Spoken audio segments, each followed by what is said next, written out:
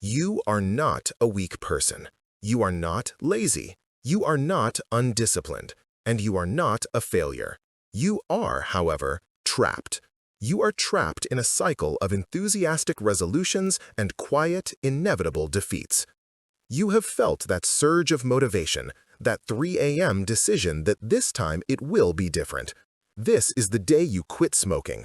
This is the day you start running. This is the day you stop wasting hours on meaningless digital feeds. You draw a line in the sand.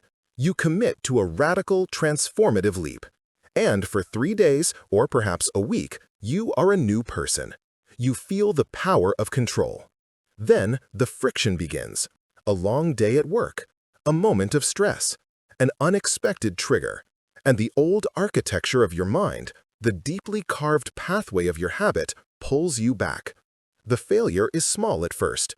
Just one cigarette, just one missed day at the gym, just 10 minutes of scrolling. But that single crack shatters the entire foundation. The all-or-nothing promise has been broken. Guilt floods in. The motivation that burned so brightly is extinguished, replaced by the familiar, cold shame of self-betrayal. You have failed, again. So you wait. You wait for the next surge of motivation, the next January 1st, the next Monday morning.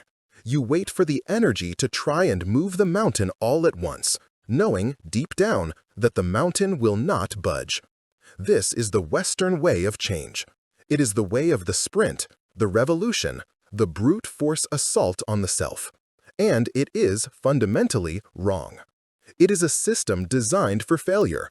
It respects the ego's desire for immediate, dramatic results, but it ignores the brain's deep-seated terror of abrupt change. You are not a failure. You are simply using the wrong system. This audiobook is about a different path, a quieter path, a more intelligent path. It is a path that does not rely on the fleeting, unreliable bursts of willpower. It does not require you to become a warrior overnight. It requires something much smaller but infinitely more powerful. It requires you to take a single step. This is the Kaizen philosophy. The word Kaizen is a Japanese concept that translates to continuous improvement or change for the better. It is not the philosophy of the leap. It is the philosophy of the single inch, repeated. It is the core principle that rebuilt Japan's entire industrial and economic landscape from the ashes of war. It is the system that values a 1% improvement every day over a 100% improvement one day. Why does this system work where all others have failed? Because it is the only system that respects the true nature of your mind. A large, sudden change is seen by your brain, specifically your amygdala, as a threat. It triggers fear, resistance, and a powerful biological imperative to return to the safety of the familiar, even if the familiar is destroying you.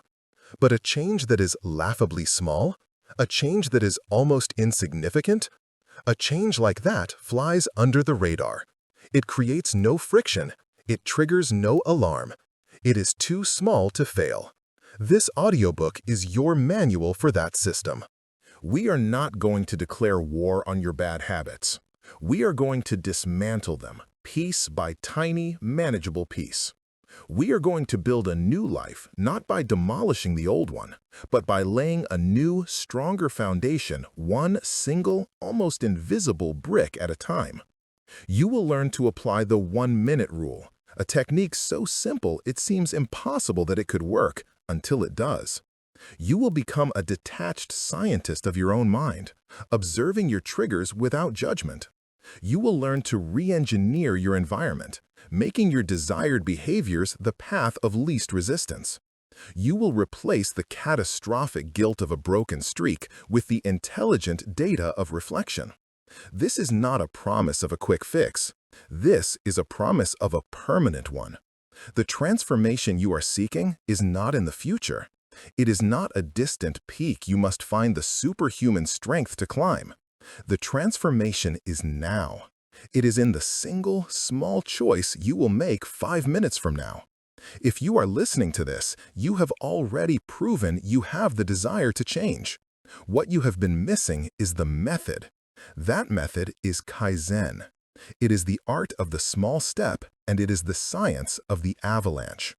We are the premier audiobooks, and we are dedicated to bringing you powerful, life-altering ideas in a format you can absorb.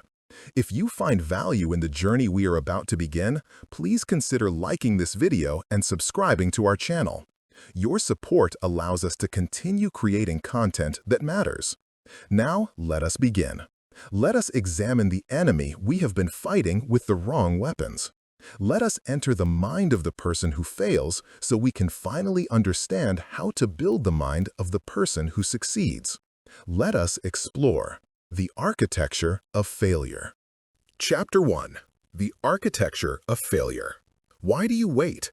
Why do you wait for a Monday, a new year, or a moment of crushing despair before you decide to change?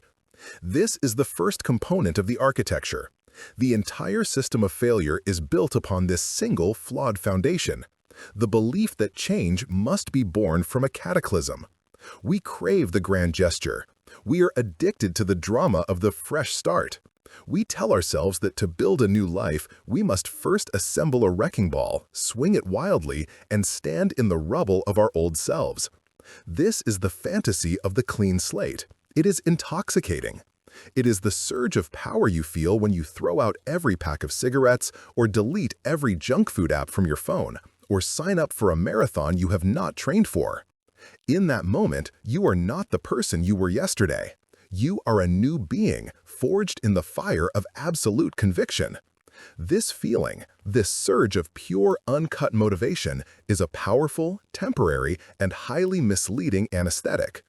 It numbs you to the reality of the task ahead. You are high on the idea of change. You are in love with the destination, the person with the healthy lungs, the strong body, the clear mind.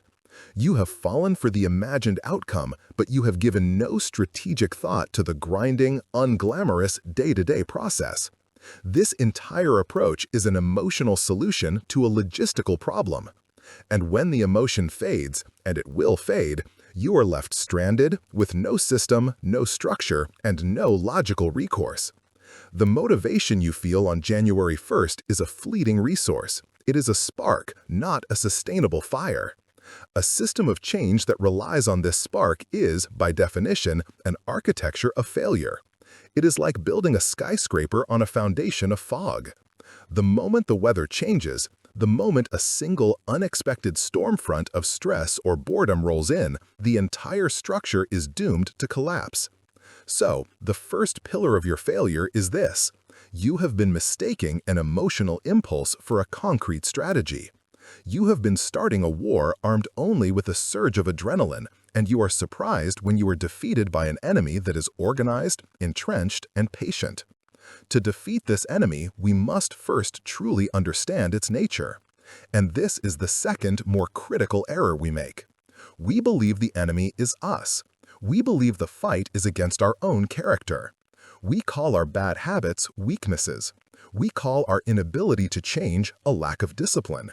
We internalize the failure and conclude, I am the problem. I am simply not strong enough. This is the most debilitating lie in the entire system. Your bad habit is not a moral failing. It is not a sign of a flawed character. Your bad habit is a masterpiece of efficiency. Let that sink in. The habit you despise, the one that is undermining your health, your focus, or your finances, is a perfectly executed neurological script. It is a program that your brain wrote, tested, and automated to achieve a specific goal with the least possible amount of conscious effort. Deep in the center of your brain, in a region called the basal ganglia, is the mind's autopilot. This is where automated behaviors are stored. Think about tying your shoes. You do not consciously process the steps. You do not think, first, I must create a loop with the left lace, then I must wrap the right lace around it. No, you simply will the outcome, and the automated script runs flawlessly while your conscious mind is busy thinking about your first meeting of the day. This automation is a miracle of survival. It allows your conscious brain, your prefrontal cortex, to save its limited energy for new, complex problems, like navigating a difficult conversation or learning a new skill. Your brain wants to automate. It loves to create habits, because habits are energy savers. The process is always the same. It is a three-part loop. First, there is the cue. This is the trigger. It is the specific time of day, the location you just entered, the emotional state that just washed over you, the person you just saw, the ping of your phone. Second, there is the routine. This is the habit itself, the automated script. It is the act of reaching for the cigarette, opening the refrigerator, clicking on the social media icon, lashing out in anger. It is the behavior you perform almost without thinking. Third, there is the reward. This is the payoff. This is the reason the brain automated the script in the first place. The reward is the small, immediate spike of dopamine from the sugar. It is the hit of nicotine that calms your nerves. It is the digital escape from a feeling of boredom. It is the sudden relief of tension after an outburst. Cue, routine, reward. This loop, repeated over time, becomes etched into your neural pathways. It becomes a dense, well-traveled highway in your mind. Your new, desired habit, the one you just declared on Monday, that is a faint, overgrown footpath in the same jungle. When you try to use willpower to break a bad habit, you are not fighting a feeling. You are pitting your conscious, energy-intensive, and easily distracted prefrontal cortex against a fast, powerful, and deeply embedded automated system. It is a deeply unfair fight. The automated script is subconscious. It is triggered before your conscious mind even has a chance to object. The craving, the urge, the impulse, it simply appears. It is a program running in the background. Yelling at the program, "I must have more willpower," is like trying to stop a bullet by telling it to slow down. The bullet is already in motion. The script is already running. This is the true enemy, not your character, but a highly efficient automated script that your own brain created to serve a purpose. We have misdiagnosed the problem entirely. The problem is not weakness. The problem is automation.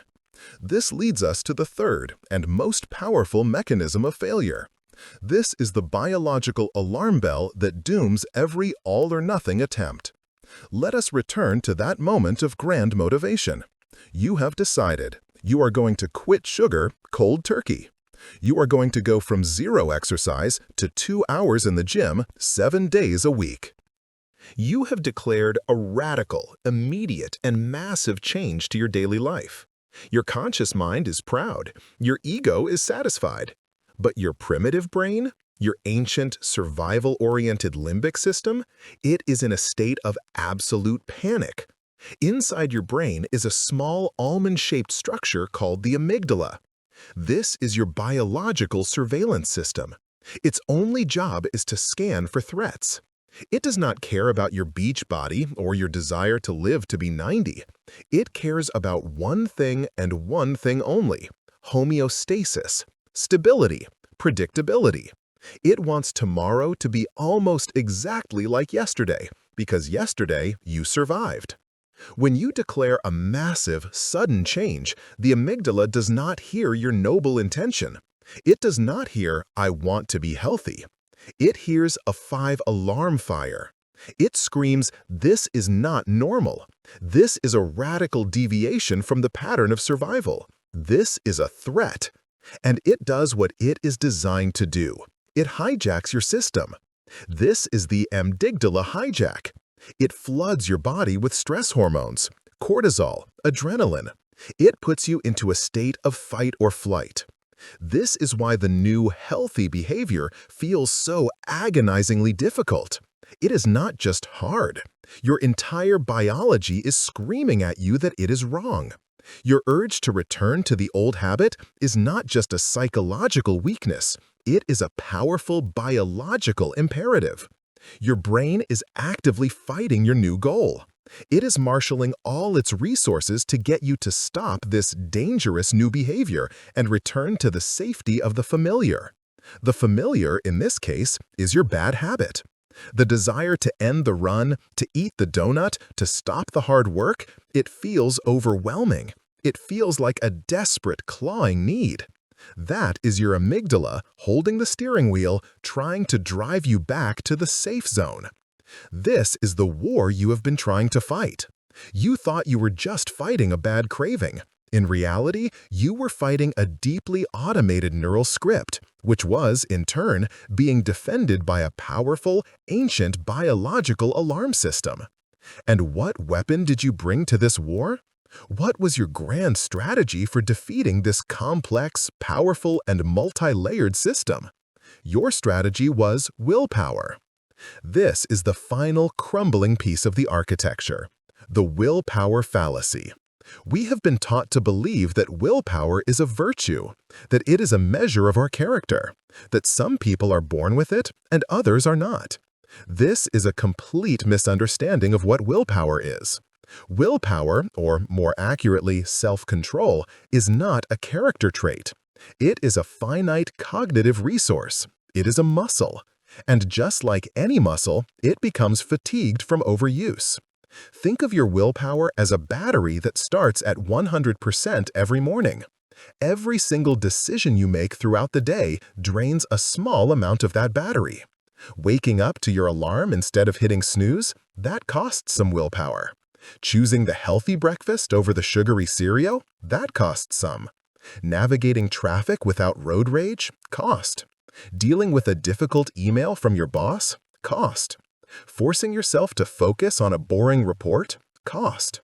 By the time 5 o'clock in the afternoon rolls around, your willpower muscle is exhausted. Your cognitive battery is flashing red. And when does your bad habit usually call to you? When does the urge to smoke, or drink, or binge watch, or eat junk food feel the most powerful? It is almost always at the end of the day. It is precisely at the moment when your finite, depleted willpower is at its absolute weakest. Your bad habit, remember, is automated. It requires zero willpower to execute. It is the path of least resistance.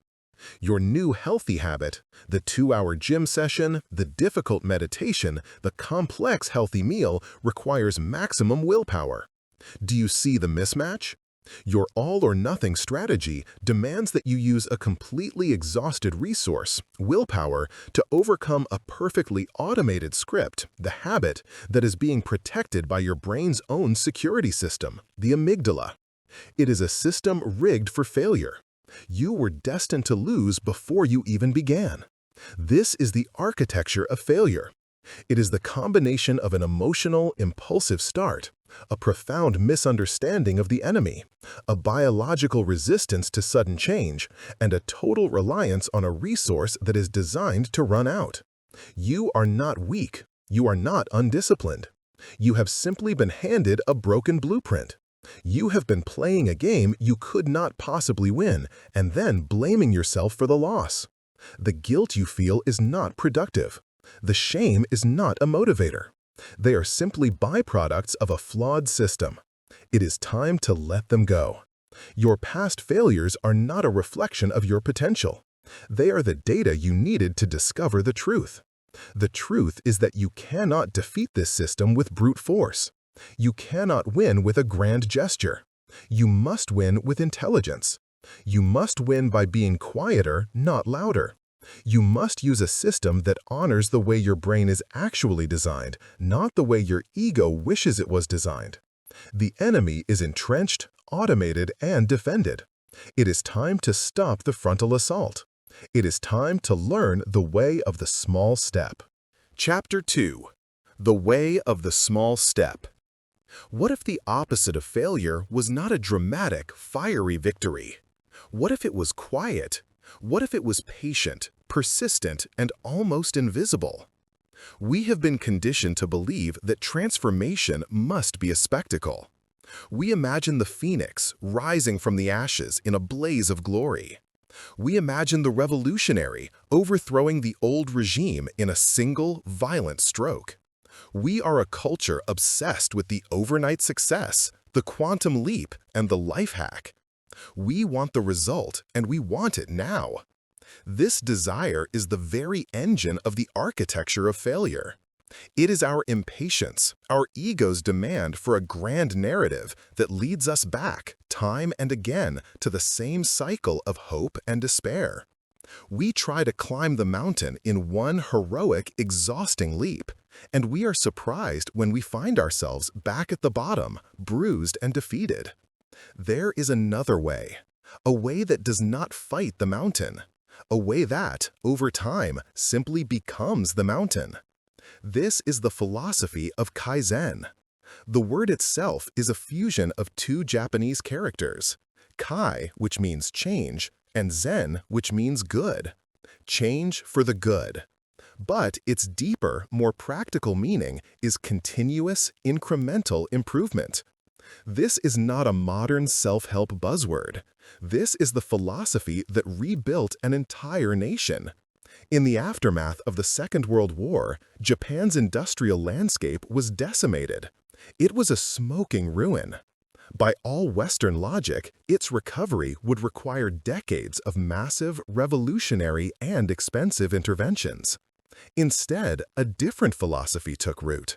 A philosophy championed by quality control experts who understood that monumental, sustainable change is not the product of a single brilliant idea.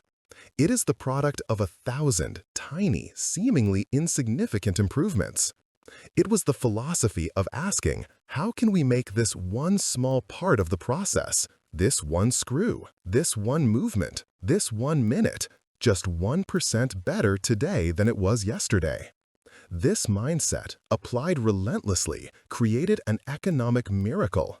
It transformed Made in Japan from a post-war punchline into a global benchmark for quality and excellence.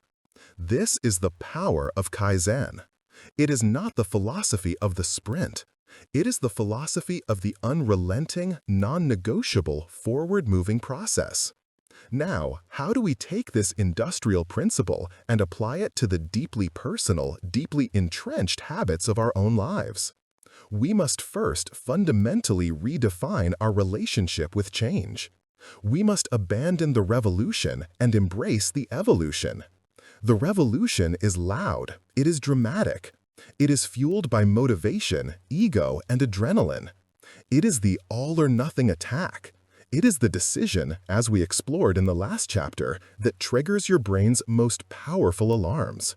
The amygdala sees the revolution coming and sounds the general quarters, flooding your system with fear, resistance, and the powerful urge to return to what is safe. The revolution is an invading army, and your brain is a fortress designed to repel it.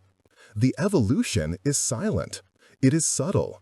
It is fueled by consistency, patience, and strategy. It is the 1% adjustment. It is a change so small, so laughably insignificant, that the amygdala does not even notice it. It is not an invading army. It is a single spy slipping over the wall in the dead of night, unnoticed and unopposed. This is the central genius of the Kaizen philosophy. It is a stealth technology for personal change. It bypasses the very architecture of failure that has been holding you hostage. It does not trigger the fight or flight response. It does not require a massive, draining supply of willpower. It does not create a shock to the system. Instead, it introduces a new pattern of behavior that is too small to fail. Your ego will hate this. When you are standing at the base of the mountain of your bad habit, your pack-a-day smoking habit, your years of inactivity, your deeply ingrained procrastination, the idea of taking a single small step feels pointless. Your ego wants to conquer. It wants the glory. It will tell you, what's the point of meditating for 1 minute? What's the point of doing 1 push-up? What's the point of reading 1 page? That won't solve anything. Your ego is wrong. Your ego is still thinking in terms of the destination. It has not yet understood the power of the process. The goal of the first step in Kaizen is not to make meaningful progress toward the destination. The goal of the first step is to exist and to be repeatable. That is all. The goal is to establish a new pattern, however minuscule, and to prove to your mind that this new pattern is non-threatening, easy, and safe. Let us look at the mathematics of this.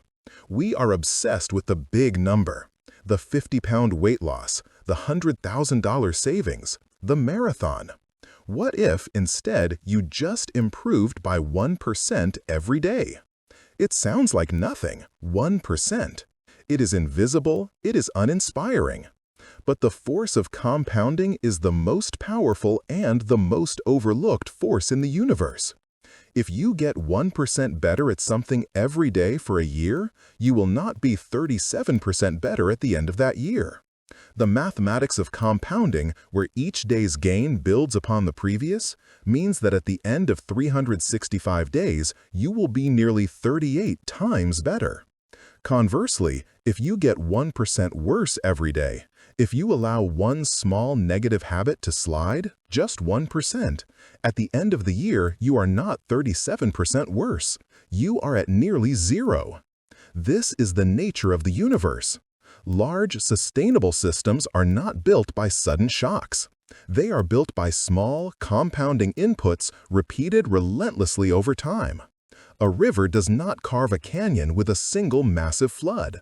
It does so with a steady, consistent, unassuming flow, one molecule of water at a time, over millennia. The flood is a spectacle. The flow is the force. Kaizen is the art of becoming the flow. So, what does this look like in practice? It means breaking your grand, intimidating goal down into its smallest, most ridiculous component. You want to stop smoking. The revolutionary approach is to throw out your cigarettes, buy a gross of nicotine gum, and prepare for a week of agonizing withdrawal. This is a shock to the system. It triggers the amygdala, drains your willpower, and has a failure rate of over 90%. The Kaizen approach is quieter. What is the smallest possible step? It is not, I will smoke one less cigarette today. That is still a battle of deprivation. What if, instead, you simply waited? What if you decided that when you feel the urge, you will take the pack out, but you will simply wait 1 minute before lighting it? One single 60-second minute. Can you do that? Of course you can. It is so small, it is almost effortless. It triggers no alarm. But what have you done?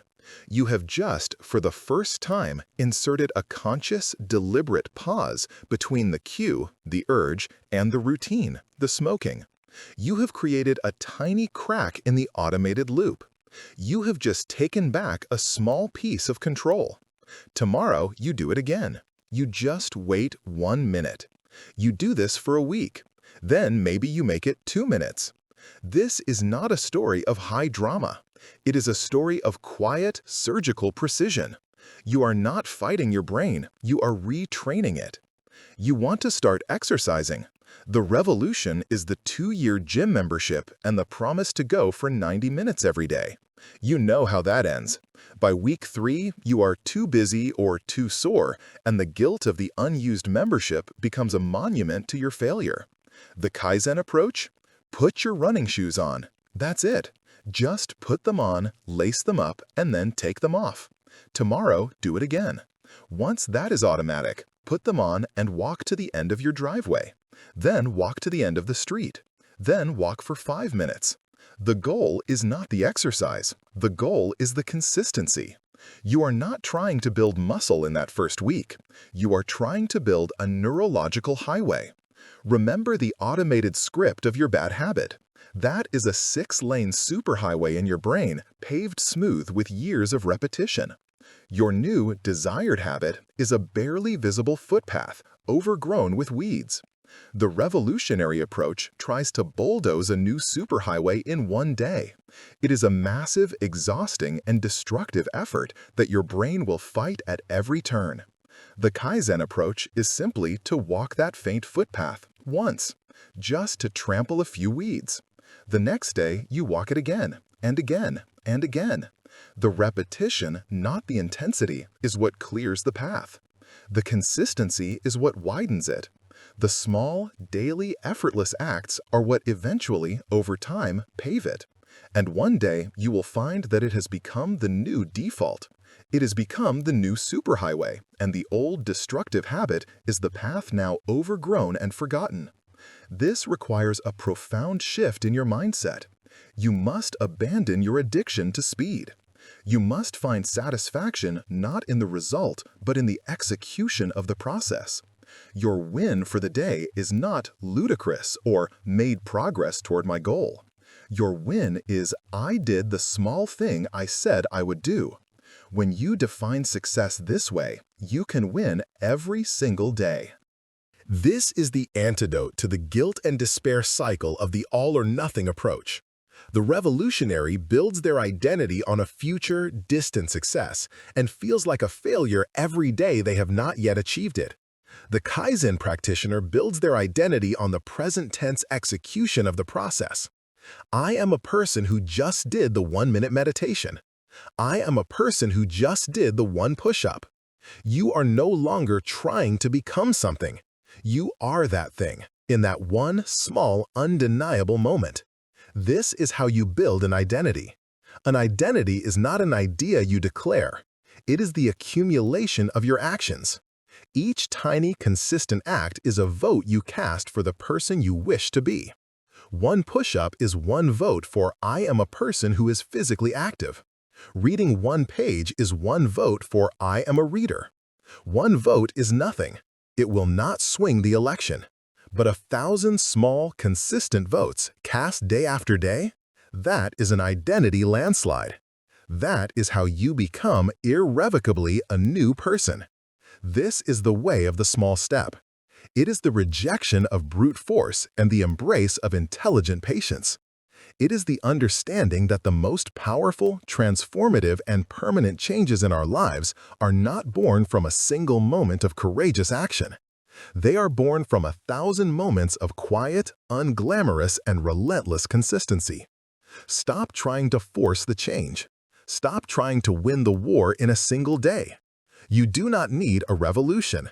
You need a process. You do not need more willpower. You need a smarter system. The Kaizen path is not the fastest way. It is the only way. It is not about moving the mountain. It is about deciding today to move a single stone, and then having the patience and the wisdom to know that if you do that every single day, the mountain will move. It is time to learn the first tool of this new system. It is time to learn how a single 60-second investment can dismantle the oldest habits and build an entirely new life. It is time for the 1-minute revolution. Chapter 3. The 1-minute revolution. What can you do in 1 minute? You can check your email. You can scroll through a few seconds of a social media feed. You can listen to the hook of a song.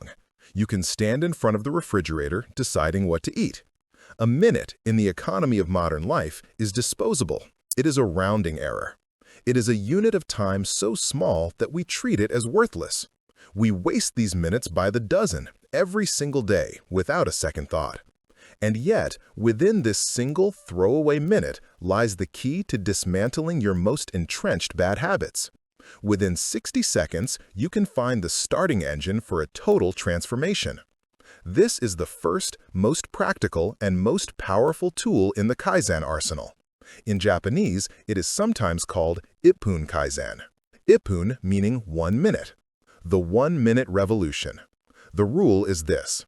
You will commit to performing your new, desired action for only 1 minute, every single day, preferably at the same time.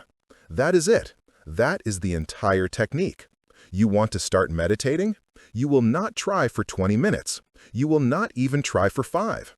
You will sit and focus on your breath for 60 seconds. You want to get in shape? You will not buy a gym membership. You will not promise to run a 5K. You will stand in your living room and you will jog in place for 60 seconds. You want to write a book? You will not stare at a blank page for 2 hours.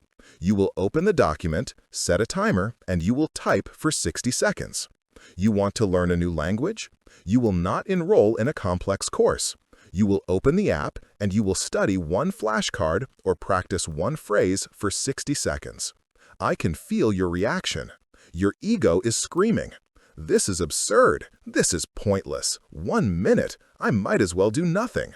1 minute of jogging will not make me fit. 1 minute of writing will not create a novel. This is a gimmick. It is a waste of time. This reaction is predictable. It is the reaction of the all-or-nothing mind. It is the voice of the architecture of failure, the voice that is addicted to the grand gesture, the voice that would rather fail at a big, dramatic leap than succeed at a small, humble step. Your ego is still missing the point. The 1-minute rule is not about the task. It is not about the result. It is not about making progress. The 1-minute rule has one singular and surgically precise purpose: to build unbreakable consistency. Let us look back at the enemy. Remember the fortress? Remember the automated script of your bad habit? Remember the amygdala, the alarm system that triggers resistance, fear, and friction? The 1-minute rule is the ultimate stealth mission. When you attempt a 2-hour workout, the amygdala sounds the alarm.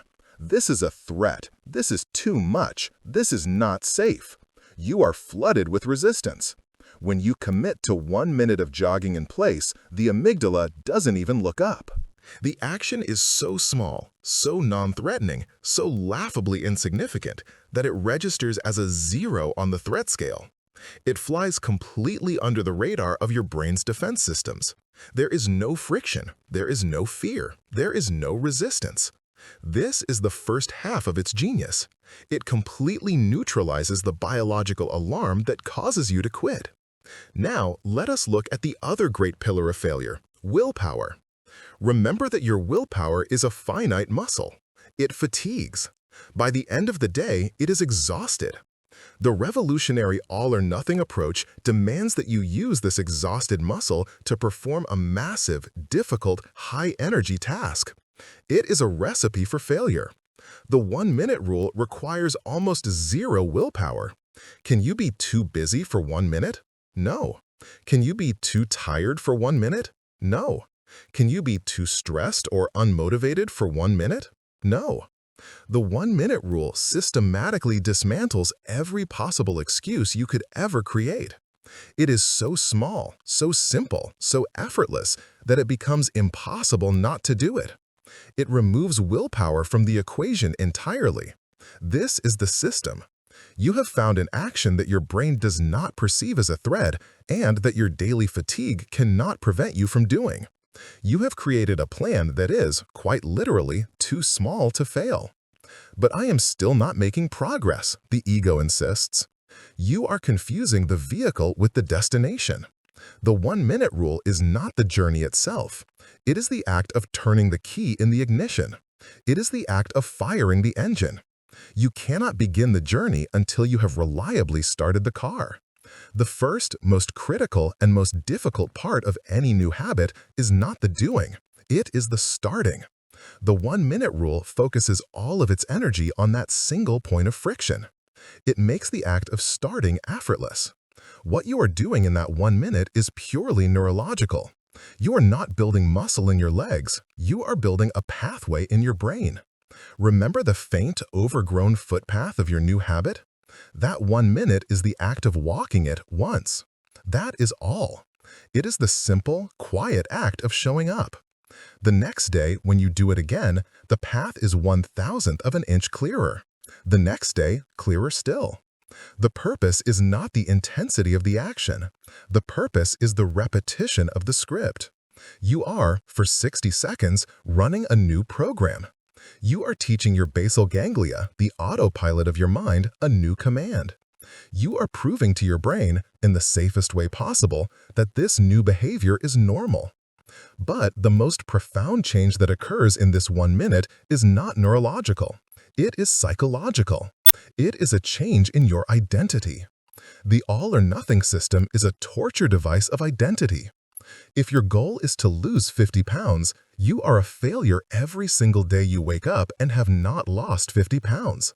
You define yourself by the gap between where you are and where you want to be. This is a state of perpetual lack. The 1-minute rule allows you to win the day every day.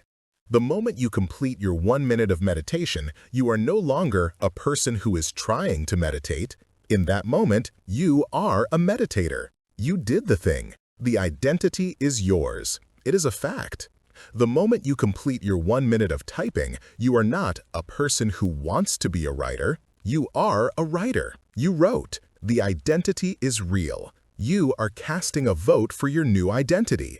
And you are doing it on a day when you are tired, busy, and unmotivated. You are proving to yourself on your worst day that you can still be the person you want to be for 1 minute. This generates a new, quiet, and powerful feeling. It is not the explosive, fleeting high of motivation. It is the deep, resonant, and stable satisfaction of integrity.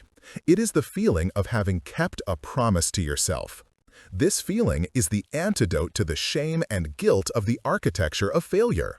This small daily win is the fuel. It is the spark that creates momentum. You will find very quickly that this feeling becomes addictive. You like feeling successful. You like keeping that promise. And what happens then? You finish your 1 minute of jogging. The timer goes off. But you feel good. You have overcome the friction of starting. You are already in motion. And you think to yourself, I could do too. This is the natural, effortless expansion of the habit. This is not forcing. This is not willpower. This is a genuine, organic desire to continue. You have pulled yourself toward the habit rather than pushing yourself. But even if you do not feel that desire, it does not matter. You stop at 1 minute. You have won the day. You have cast your vote. You have cleared the path one more time. The all-or-nothing method says, go from 0 to 100. This guarantees a system stall. The Kaizen method says, go from 0 to 1. This guarantees a successful launch. This is your first assignment. Do not think about Chapter 10. Do not think about next year or next month. Think only about the next 60 seconds. Identify the bad habit you wish to break. Now, identify the new, positive habit that will replace it. Is it smoking? Your 1-minute rule is to practice a deep breathing exercise for 60 seconds before you allow yourself to smoke. Is it a messy home? Your 1-minute rule is to take 60 seconds and put one thing back in its proper place. One plate, one pair of shoes. Is it procrastination?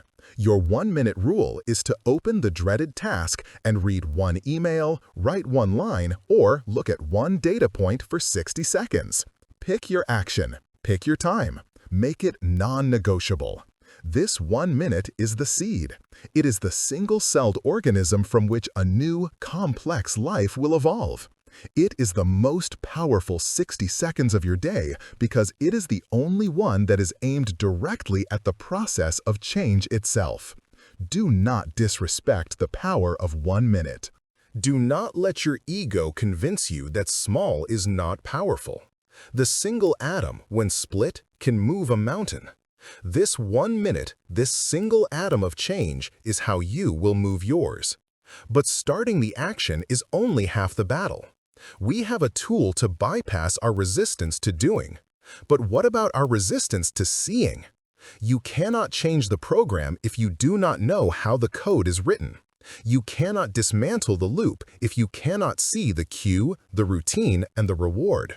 Before you can truly replace a habit, you must first become a detached, merciless, and objective observer of your own mind. You must learn to watch the machine as it operates without judgment and without interference. It is time to enter the observatory. Chapter 4. The Observatory of the Mind. When was the last time you truly saw yourself? Not your reflection in the mirror or your curated image on a screen.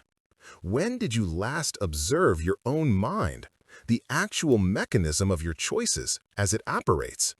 We live our lives under the illusion that we are in control. We believe we are the conscious drivers of our days, the authors of our own stories.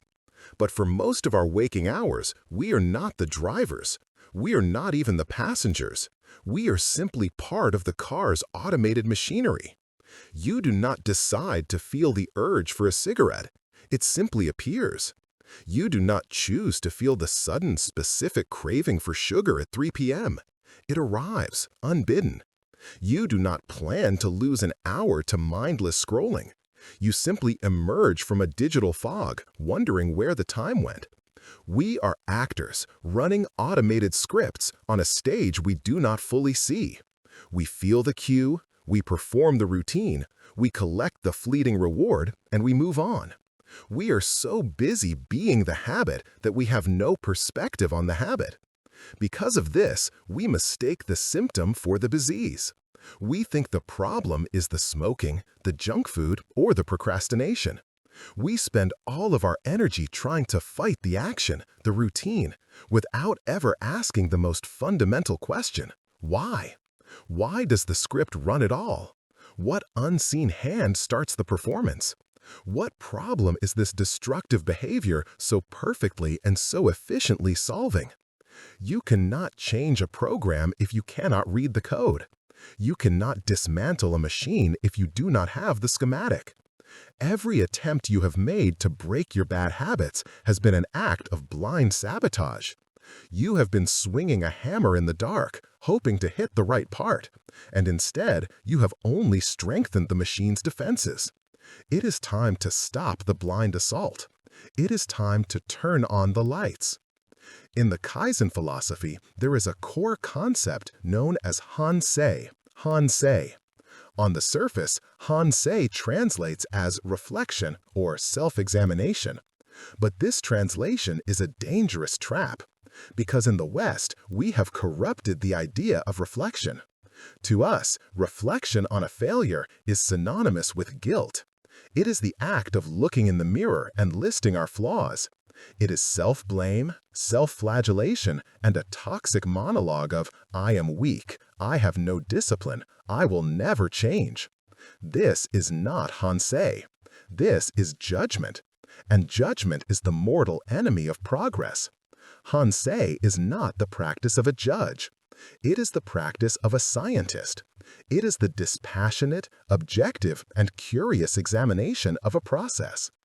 When a complex piece of engineering fails, the lead engineer does not stand over it weeping and call it weak or lazy.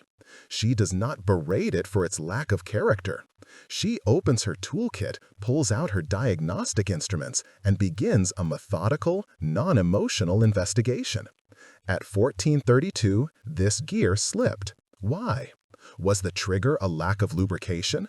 Was it excess heat? Or was it a flaw in the preceding mechanism? Hansei is the act of turning this engineering mindset inward. It is the process of becoming a detached scientist of your own mind. Your first task in this new system is to build an observatory. Imagine a small, quiet, fortified room in your mind. This room is separate from the stage of your life. It is soundproof. From here, you can watch the actor on the stage, the you that is living, breathing, and acting on autopilot. But you are no longer in the play. You are the audience. You are the observer. Your only job in this observatory is to take notes. You are not to boo the actor. You are not to throw things at the stage. You are not to shout corrections. You are simply to watch and to write down what you see. You must become a data collector, a biologist watching a creature in its natural habitat. Ah, fascinating, you will say. The feeling of boredom just occurred. And look, the creature is now automatically reaching for its phone. The routine has been initiated. This sounds simple.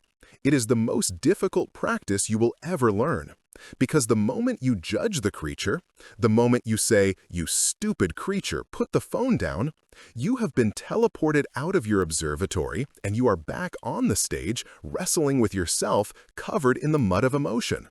All progress stops when judgment begins. So, what data is this scientist looking for? You are hunting for the three components of the automated loop: the cue, the routine, and the reward. The routine is the easy part.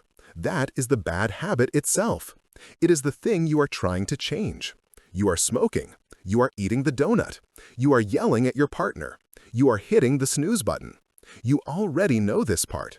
This is the symptom. The real investigation begins with the cue. The cue is the trigger that launches the script. It is the play button for the automated behavior. Cues are subtle, and they are almost never what you think they are. To find the cue, you must become a detective. When you catch yourself in the act, or just after, you must pause, even for just 1 minute, and run the diagnostic. Ask yourself these 5 questions. 1. Where am I? Location. Am I in the car? At my desk? On the sofa? In the kitchen? 2. When is it? Time. Is it 9 a.m.? Is it 3:30 p.m.? Is it right before bed? 3. Who else is here? People. Am I alone? Am I with a specific person? Am I in a crowd? 4. What action just preceded this? Preceding event. Did I just finish a difficult meeting? Did I just hang up the phone? Did I just receive a notification? 5. How do I feel? Emotional state. This is the master key. The first 4 questions are just context. They are the breadcrumbs that lead you to the real trigger. Almost every bad habit at its core is an attempt to medicate an uncomfortable emotional state. You do this Hansei practice for a week. You just observe and take notes, and a pattern will begin to emerge. You think your cue for smoking is driving, but you look at your notes. You only smoke in the car on the way to work, never on the way home. So the cue is not driving. You look closer. The cue is the feeling of anxiety about the workday you are about to begin. The car is just the location where that anxiety is most potent. You think your cue for eating junk food is hunger, but you look at your notes. It is always at 3 p.m. You are not hungry, you ate lunch 2 hours ago. You look deeper. The cue is not hunger. It is boredom. It is the midday energy slump. It is the subconscious desire for a distraction from a task you are avoiding. You think your cue for biting your nails is a bad habit, but you observe. You only do it when you are thinking about a difficult problem or when you are in a socially awkward situation. The cue is stress or insecurity. This is the power of the observatory. You have stopped fighting the symptom, the nail biting, and you have correctly diagnosed the disease, the underlying anxiety. The problem is not the habit. The problem is the feeling you are trying to escape.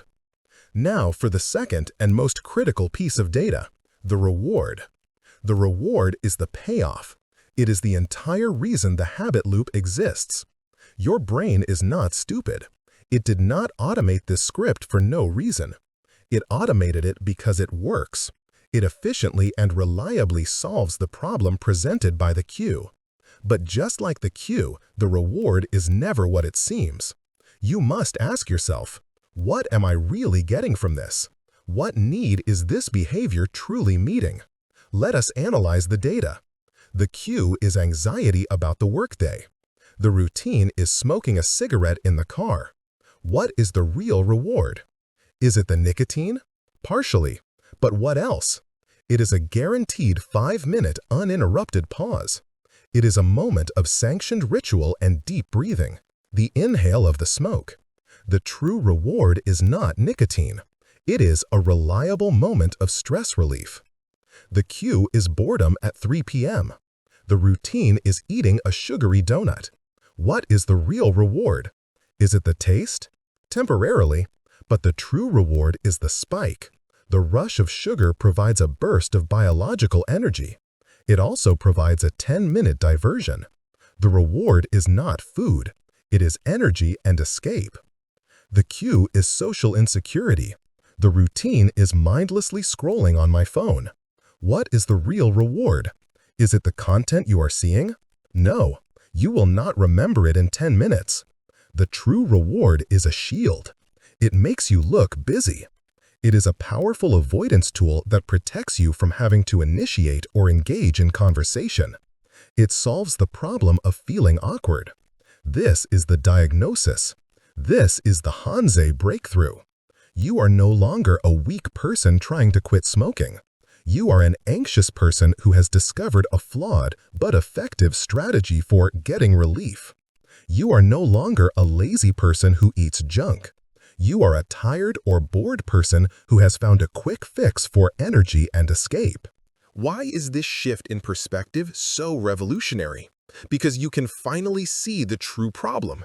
You can finally start designing a real solution. You can stop trying to fight the craving and start addressing the cue. The goal is no longer a blind willpower-based "I will not smoke." The goal is now an intelligent, strategic, how can I find a healthier way to get a 5-minute pause and stress relief when I feel anxious in the morning? This is a problem you can solve. This is the entire purpose of the observatory, to gather the data, to understand the loop so that you can begin to replace the routine, which we will cover in a later chapter. But for now, your entire job is to observe. This in itself is a Kaizen habit. You do not need to do it all day. Apply the 1-minute rule. The next time you catch yourself in the grip of your bad habit, do not fight it. That is the old way. Instead, indulge it. But on one condition. You must do it consciously. You must enter your observatory for just 60 seconds. As you eat the cookie, observe.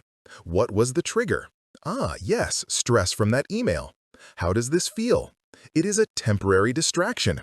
The taste is good. I feel a small rush. I feel a moment of comfort. Interesting. As you scroll, observe. I felt awkward. I am using the phone to avoid eye contact. This feels safe. It is a shield. My brain is protecting me. Fascinating. This 1-minute Hansei does 2 things.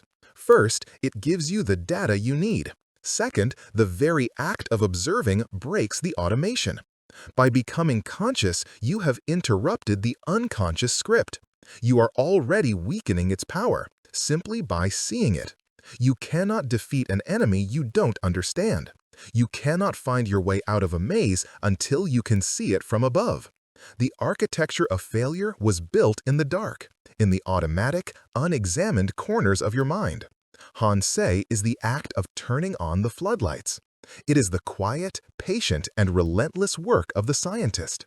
You have been a prisoner of your own machinery for too long. It is time to become the engineer. Now we have a tool for seeing the internal triggers. But we are not just minds in a vacuum. We are creatures in an environment, and our environments are, all too often, perfectly engineered to keep our bad habits alive. It is time to leave the observatory and enter the physical world. It is time to sort, straighten, and sanitize the very space you live in.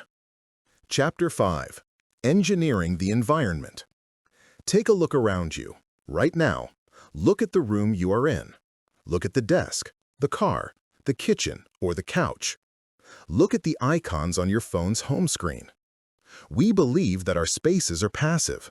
We think of them as neutral containers for our lives. We believe our habits are born inside our minds, and that the world outside is just a backdrop. This is a dangerous and profound miscalculation. Your environment is not the set. It is an actor. It is an active, influential, and relentless participant in your daily script. It is shaping your behavior minute by minute in ways you do not see. Your environment is a silent orchestra conductor, and you are following its cues without ever realizing the music is playing. Why is the path of least resistance so often the path to your worst habits? Because your bad habits paid for the construction. They designed the road. Think about the architecture of your kitchen. Where is the junk food stored? Is it in a high-traffic, eye-level cabinet? Is it in a bowl on the counter? That is not a storage decision. That is an advertisement. That is a cue, engineered for maximum visibility. Where is the healthy food? Is it hidden in the bottom drawer of the refrigerator, the crisper you never open? That is not storage. That is a barrier. You have, without knowing it, created a world that makes your bad habits effortless and your good habits difficult. The path to the junk food is a brightly lit, perfectly paved, downhill superhighway. The path to the healthy snack is a dark, overgrown, uphill trail. And you are surprised when you find yourself at the bottom of the hill, wondering how you got there. You believe you are fighting a war against your own cravings. You are, in fact, fighting a war against your own furniture.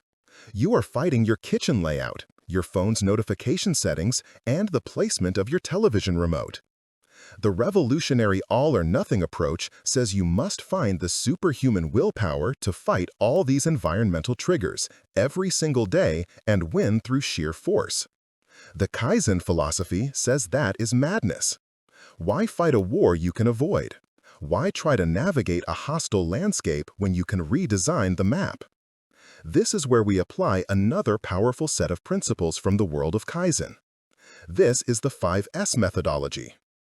5S is a system for creating a workspace that is efficient, orderly, and self-sustaining. It was designed for factory floors, but we are going to apply it to the factory of your life. The 5 S's are Seiri, sort, Seiton, set in order, Seiso, shine, Seiketsu, standardize, and Shitsuke, sustain. We will focus on the first two, as they are the dynamite and the blueprint for our new design. The first principle is Seiri, to sort. Seiri is the act of sorting the necessary from the unnecessary, and then eliminating the unnecessary. This is not a gentle suggestion. This is a deliberate, strategic, and ruthless removal of every single environmental cue that triggers your bad habits. Your goal is to make your bad habits invisible. Your goal is to make them difficult. You are going to consciously and deliberately add friction to the automated scripts. This, too, must be a Kaizen process. If you try to reorganize your entire life in one weekend, you will trigger the amygdala. You will become overwhelmed and you will quit, leaving you in a state of greater chaos than when you began. We apply the 1-minute rule. Let us start with the kitchen. Your goal is to disrupt the path to junk food. Your 1-minute Kaizen for today? You will not throw everything out. You will simply move the cookie jar. Move it from the counter to the highest, most inconvenient shelf in your pantry. That is it. You have won the day. What have you just accomplished? You have not defeated your craving, but you have altered the battle. Tomorrow, when the 3 p.m. cue of boredom strikes, your eyes will scan the counter. The cue, the visual trigger of the jar, is gone. The automated script stutters. Now, if you still want the cookie, you must engage your conscious mind. You must find a chair. You must drag it across the kitchen. You must climb up to reach the shelf. You have just transformed an effortless, zero-friction habit into a conscious, multi-step, high-friction process. You have given your prefrontal cortex, your rational mind, precious seconds to intervene. You have given yourself a moment to ask, do I really want to do this? Sometimes the answer will still be yes. That is fine. We are not seeking perfection. We are seeking interruption. Apply this to your phone. Your phone is the most perfectly engineered bad habit delivery system ever created. Siri is the act of sorting its contents. Your 1-minute Kaizen? Take the 1 or 2 social media apps that consume your life. Do not delete them. That is too big a step. Just move them. Move them off your home screen. Move them into a folder, and move that folder to the last page of your app screen. You have just added 3 swipes and a tap to the process. You have just added friction. The automated thumb-to-icon twitch is now broken. The cue is no longer visible. The script is interrupted. Siri is subtraction. It is the art of strategic removal. Turn off notifications. Every ping and buzz is a cue, an external force hijacking your attention. Siri means silencing them. Sort the necessary, a call from your child, from the unnecessary, a like on your photo. Unsubscribe from the marketing email that makes you want to buy things you don't need. Remove the television from your bedroom. Remove the ashtray from your porch. You do this one small act at a time. 1 minute, 1 item, 1 notification. You slowly, patiently, and relentlessly sanitize your environment, removing the triggers one by one until your bad habits must fight to be performed. You make them inconvenient.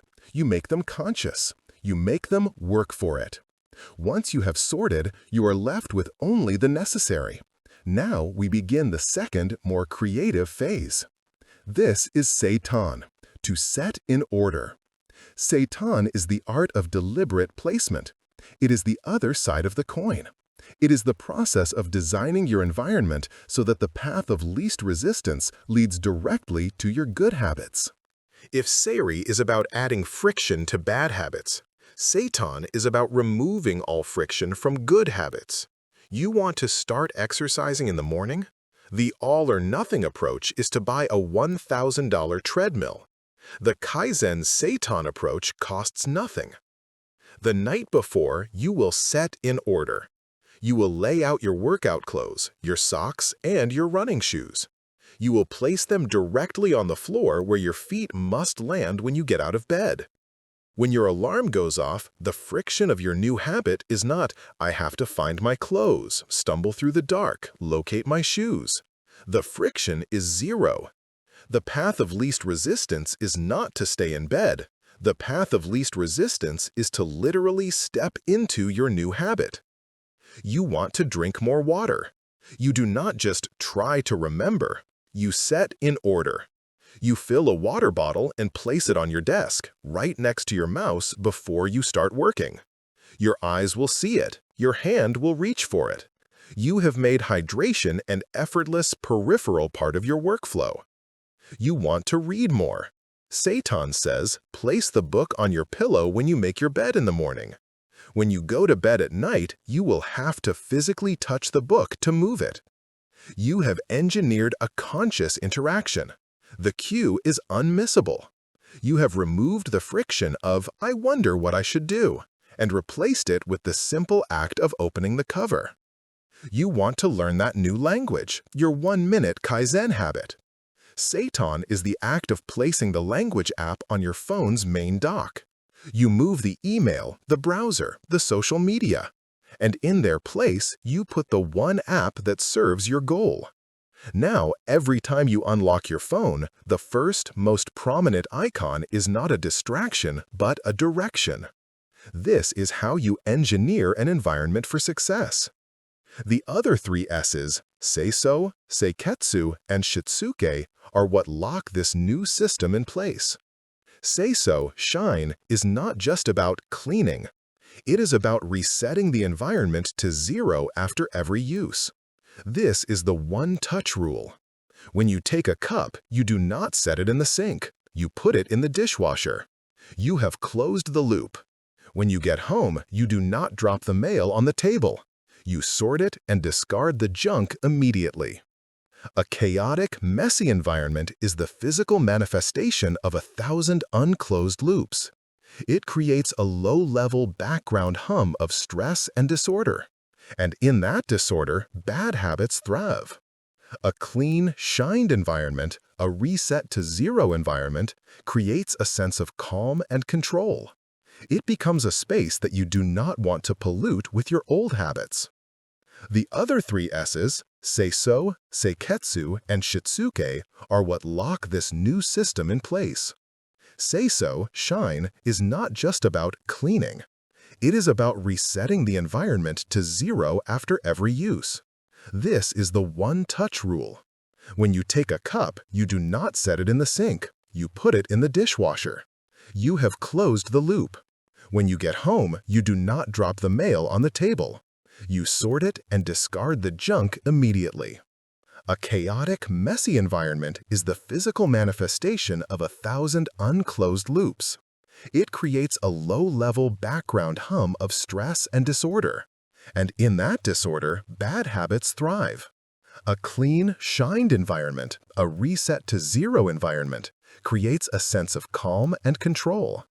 It becomes a space that you do not want to pollute with your old habits. Seiketsu, standardize, is the act of creating a process for seiri, seitan, and seiso. It is the 1-minute Kaizen you apply to the system itself. For example, every night before bed, I will perform a 1-minute seitan sweep. I will lay out my running shoes. I will place my book on my pillow. I will plug my phone in across the room, not next to my bed. You have standardized the engineering. And finally, shitsuke, sustain. This is the habit of maintaining the new standards. It is the long-term discipline built from the small, daily acts. It is the Hansei, reflection, for your environment. At the end of the week, you ask, did my environment serve me? Where did friction appear? What one small adjustment can I make? This is the path. You stop seeing your environment as a passive collection of objects. You begin to see it as a system that you, the engineer, are in complete control of. Your home, your desk, and your phone are not neutral.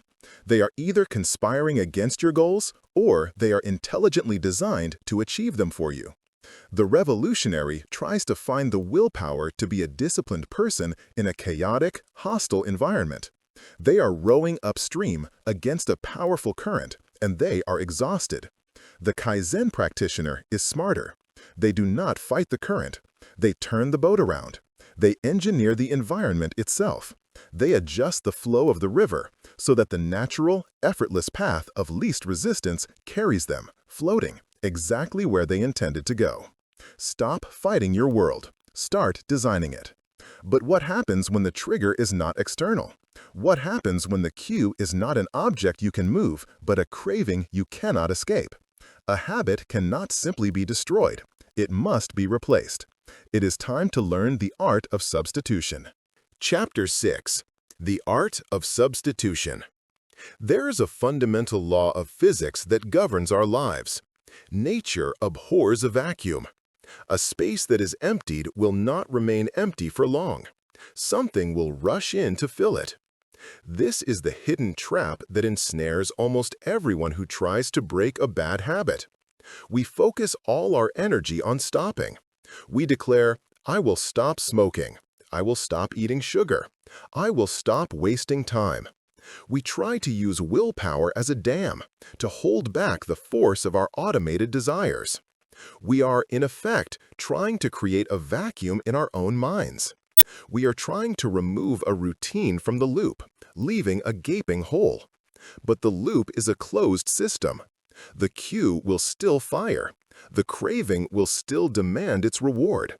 And the dam of our willpower, as we know, is designed to crack.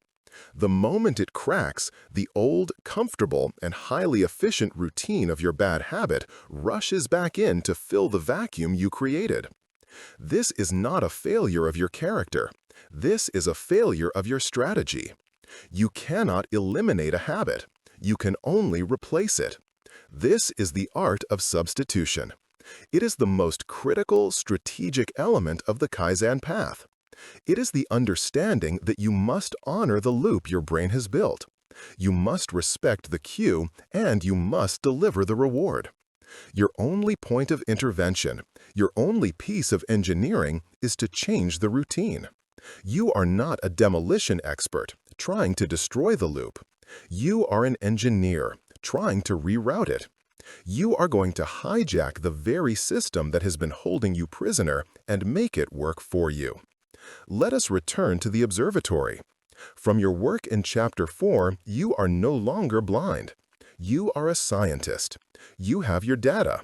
You have identified the cue, the trigger, often an emotional state, and, most importantly, you have diagnosed the true reward, the underlying need your habit is meeting. You now have the schematic. The cue is stress. The reward is relief. The cue is boredom. The reward is distraction. The cue is fatigue. The reward is energy. The cue is insecurity. The reward is safety. The all-or-nothing approach tries to deny the reward. It says, you feel stressed? Tough. Just deal with it. This is like trying to hold a beach ball underwater. The pressure will build and it will spring to the surface with violent force. The Kaizen approach is infinitely more intelligent. It honors the need. It says, you feel stressed. You absolutely deserve relief. Your brain is correct to ask for it. But the current method of delivery, the smoking, the yelling, the binge eating, is inefficient. It has long-term costs. Let us find a better routine. Let us find an upgrade. Do you feel the shift? You are no longer in a state of deprivation. You are in a state of optimization. You are not quitting something, which implies a loss. You are substituting something, which implies a smart trade. But here, again, the architecture of failure waits for us. The ego, hearing this, will immediately try to over-engineer the substitution. The ego says, "Great, I feel stressed. My new substitution for a 1-minute cigarette will be a 45-minute yoga session. This is the same old trap, just in a new disguise. This is not a substitution. This is a revolution. You have tried to replace a tiny, effortless, automated routine with a massive, high-friction, complex new one. You have just triggered the amygdala. You have just demanded a huge withdrawal from your willpower battery. You will fail. The art of substitution must also follow the rules of Kaizen. The new routine must be as small, as easy, and as instant as the one it is replacing. You are replacing one small, 1-minute routine with another small, 1-minute routine. This is where you must be a creative engineer. Your new substitute routine must serve the same reward. Let us build a substitution menu. Case Study 1. The reward is stress relief. Q. You feel that familiar, tight-chested feeling of anxiety or stress. Old routine. Smoking 1 cigarette. Takes 5 minutes. Biting your nails. Unconscious. Yelling at a family member. Instant. True reward. A pause. A ritual. A moment of disengagement from the stressor. A physical release of tension. The ego's bad substitution. I'll meditate for 30 minutes. Too big. The Kaizen substitution. The 1-minute breath. When the cue hits, you stop. You set a timer for 60 seconds. You close your eyes. And you practice box breathing. Inhale for 4 seconds. Hold for 4 seconds. Exhale for 4 seconds. Hold for 4 seconds. Why it works? It is small, 1 minute. It is ritualistic. It is a pause. It is a moment of disengagement. And biologically, it delivers the same reward. It floods your brain with oxygen and activates your parasympathetic nervous system, chemically reducing the cortisol that is causing the stress. You have found a clean, efficient 1-minute upgrade. Other options. Squeezing a stress ball. Using a small fidget tool. This brilliantly replaces the hands-on routine of smoking or nail biting. Standing up and doing a 60-second forward fold stretch. Case Study 2. The reward is distraction from boredom. Q. It is 3 p.m. You are at your desk. You feel that wave of deep, profound boredom. Old routine. Opening a social media app. Can last 30 minutes. Walking to the kitchen for a sugary snack. True reward. A novelty spike for the brain. A distraction. A clean break from the monotony of the task. The ego's bad substitution. I'll just force myself to work harder.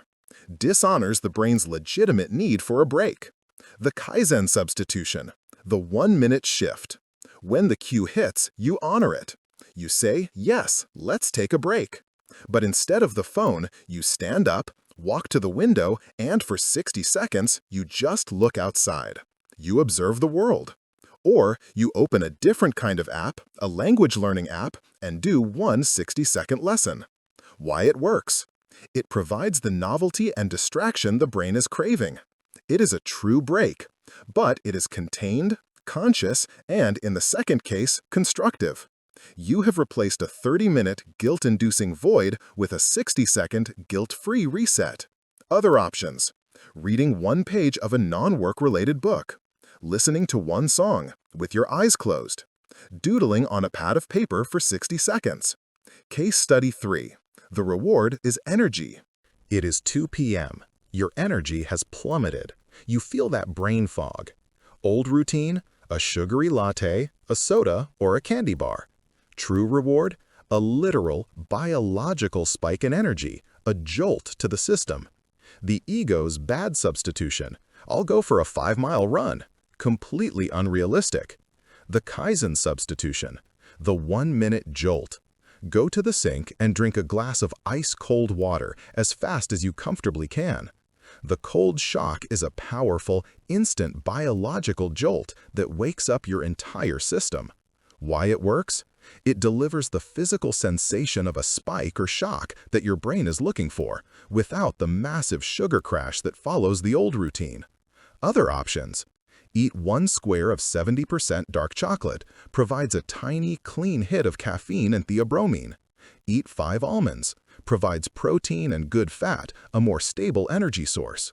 Or, for 60 seconds, do jumping jacks. This is the most literal replacement. You are creating energy instead of borrowing it from sugar. This is the method. You are no longer fighting your cravings. You are listening to them. You are treating them as signals, as requests from your brain. And you are becoming a master at fulfilling those requests with better, smarter, and smaller routines. Now, we must be very clear. This is a process. The first time you substitute the 1-minute breathing exercise for a cigarette, will it feel as good? Will it be as satisfying? No, of course not. Your old routine is a 6-lane superhighway, paved smooth by years of repetition. It is the most efficient path to the reward that your brain knows. Your new substitution is a footpath. It is narrow, it is overgrown, and it feels less effective at first. This is where the architecture of failure claims its final victims.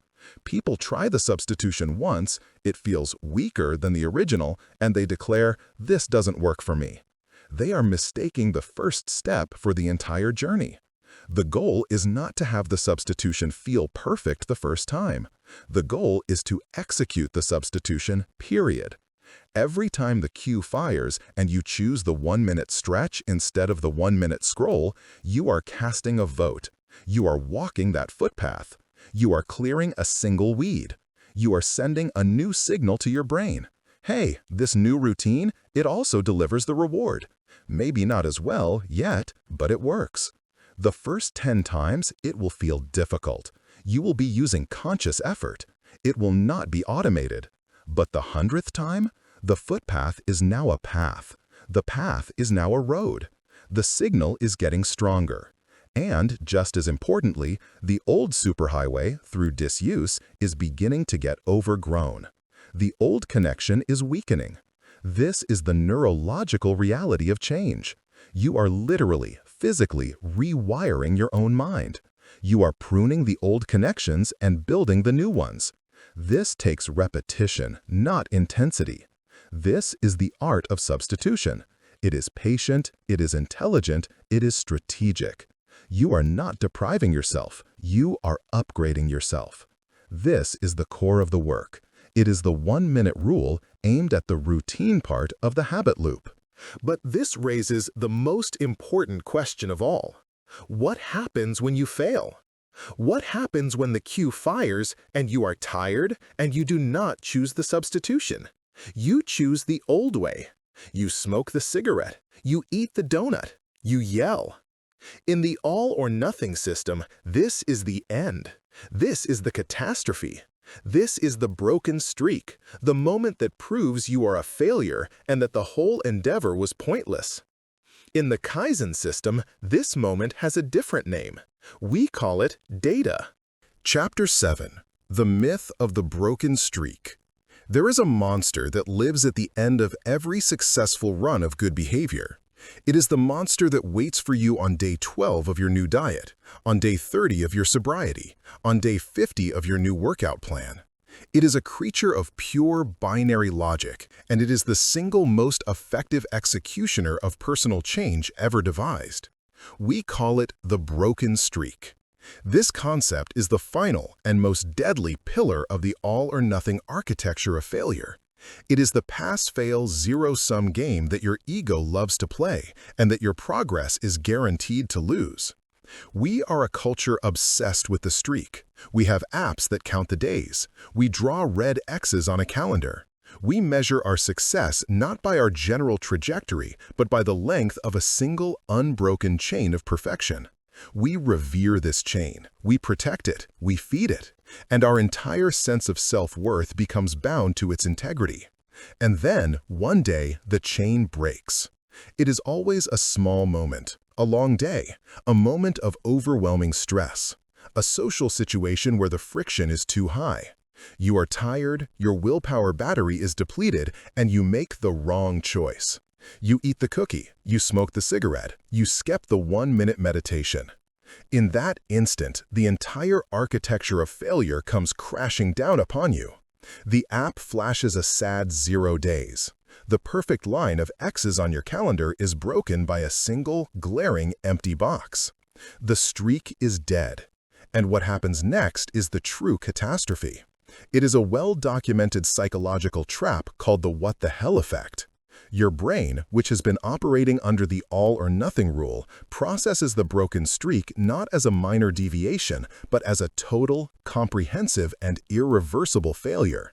The logic is instantaneous and devastating.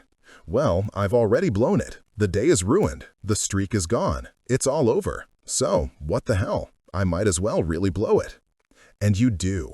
You do not just eat the one cookie you were craving, you eat the entire box. You do not just smoke the one cigarette, you smoke the entire pack. You do not just skip the one workout, you skip the entire week. The what the hell effect is the ego's scorched earth policy. It is the sound of you, standing in the rubble of your perfect streak, deciding to set the rest of the city on fire because one building fell. This single toxic idea that a streak is the only measure of success is the reason your progress is always temporary. It is the reason you are always, eventually, back at zero. The streak is a brittle, fragile, and rigid system. It demands perfection, and perfection is not a standard that any human being has ever or will ever maintain. Life is chaotic. Life is unpredictable. You will get sick. You will have emergencies. You will be exhausted. A system of change that does not have a plan for the reality of human imperfection is not a system at all. It is a fantasy. It is a trap. It is time to dismantle the trap. It is time to kill the myth. In the Kaizen philosophy, there is no such thing as a broken streak. There is no failure. There is no resetting to zero. There is only data. Let me say that again. The moment you fail is not a failure. It is not a moral failing. It is not the end of your journey. It is simply a data point. A failure is a gift. It is your process, your own automated system sending you a critical error report. It is a flashing red light on your diagnostic panel, and it is telling you, attention, the substitution you chose for this specific high-stress cue was insufficient.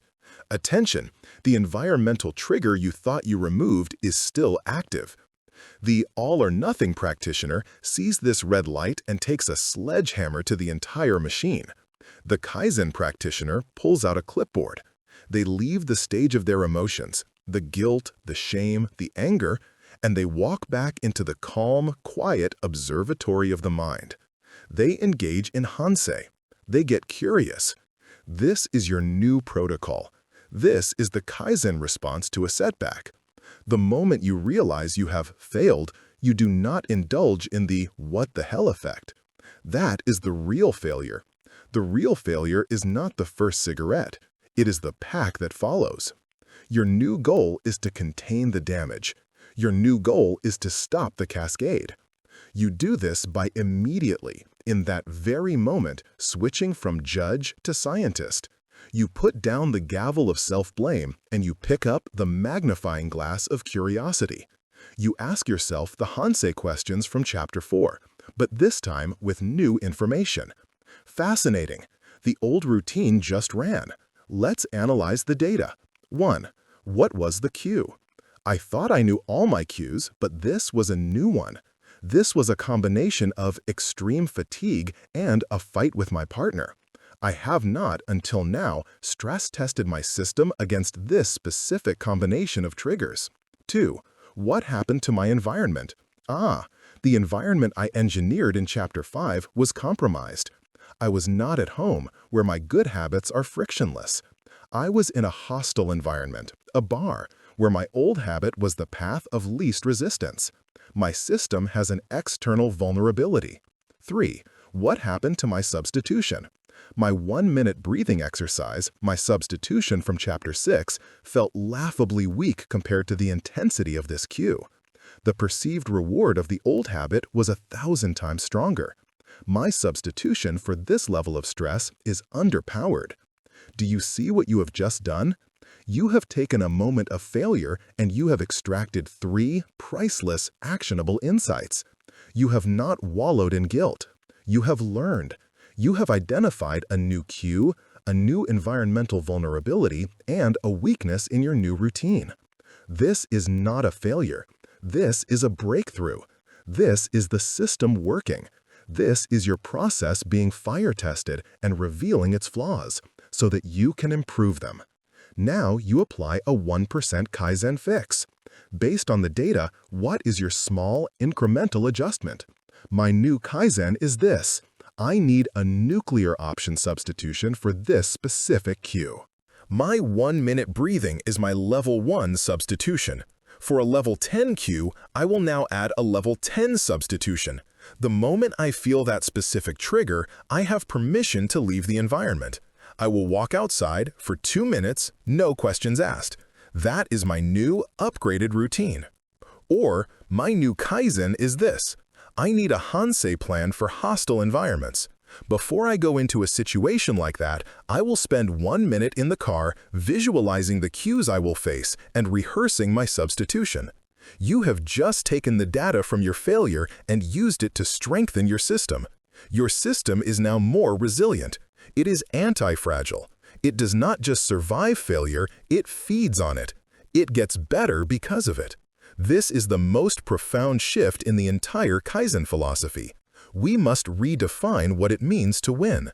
In the all-or-nothing system, winning means maintaining the perfect streak. This is a fragile, stressful, and ultimately impossible goal. In the Kaizen system, winning has nothing to do with the streak. Winning is defined by your response time. It is the measure of how quickly you return to the process after a setback. If you smoke a cigarette at 10 p.m. and you spend the next 3 days in a spiral of guilt and self-loathing, you have lost. If you smoke a cigarette at 10 p.m. and at 10:05 p.m. you are in your observatory running the Hansei protocol, making a 1% adjustment and recommitting to the process for tomorrow, you have just achieved the greatest victory possible. You have proven that a single failure has no power over you. You have proven that your system is stronger than your slip-up. Let us look at the mathematics of this. Person A uses the streak method. They go 30 days without junk food. On day 31, they eat a donut. The streak is broken. The what the hell effect kicks in. They spend the next 2 weeks binge eating, promising to start over next Monday. In a 45-day period, they were perfect for 30 days and a failure for 15. Person B uses the Kaizen method. They go 30 days without junk food. On day 31, they eat a donut. They immediately stop the cascade. They engage Hansei. They analyze the data. The cue was exhaustion. The substitution, an apple, was unappealing. They make a Kaizen adjustment. I will add 70% dark chocolate to my substitution menu for exhaustion. The next day, they are back on the process. In a 45-day period, they were on process for 44 days and gathering data for 1. Who is stronger? Who is more successful? Who is building a truly permanent, resilient, unbreakable new identity? The person obsessed with the streak is fragile. They are terrified of failure. And when failure inevitably comes, it destroys them. The Kaizen practitioner is anti-fragile. They are not afraid of failure. They welcome it. They harvest it. They know that every setback is just a consultation with their own internal engineer, pointing out the exact spot that needs a small upgrade. Your ego will fight this. Your ego loves the drama of the streak. It loves the story of perfection. You must abandon your ego. You must abandon the need to be perfect.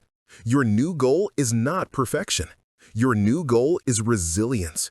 Your new identity is not a person who is perfect. Your new identity is a person who always returns to the process. This is the key. This is the mindset that unlocks the rest of your life. The myth of the broken streak is a prison. You have just been handed the key. The failure is not the end of the story. It is the beginning of your education. And now that you are free from this tyranny of perfection, you are finally free to grow.